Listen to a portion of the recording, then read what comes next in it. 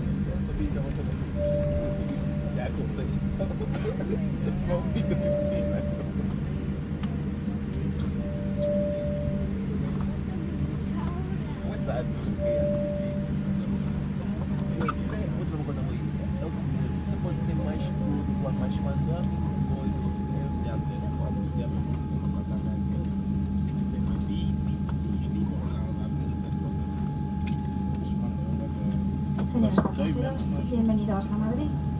Les informamos que hemos llegado antes de la hora programada.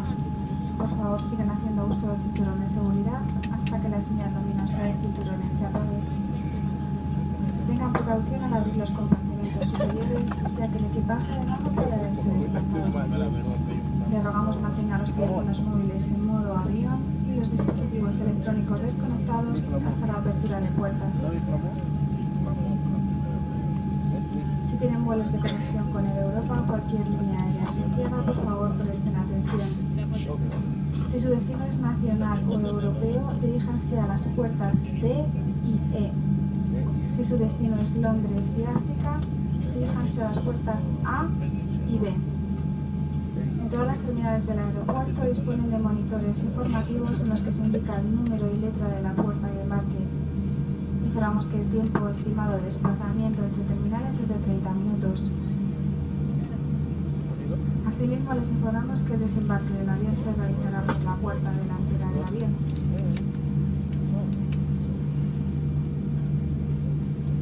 Recomendamos a aquellos pasajeros que hayan dejado el rastro de bebé en la puerta del avión desembarquen en último lugar para su recogida.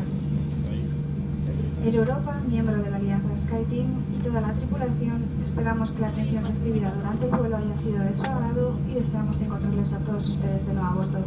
Muchas gracias y buenos días. Ladies and gentlemen, welcome to Madrid. Please note that we have landed before the scheduled time of arrival. Please keep your seatbelt fastened until the seatbelt sign has been switched off. Please take care when opening the overhead compartments as the hand luggage may have moved during the flight. You are requested to keep your mobile phone in flight mode and other electronic devices turned off until the doors have been opened.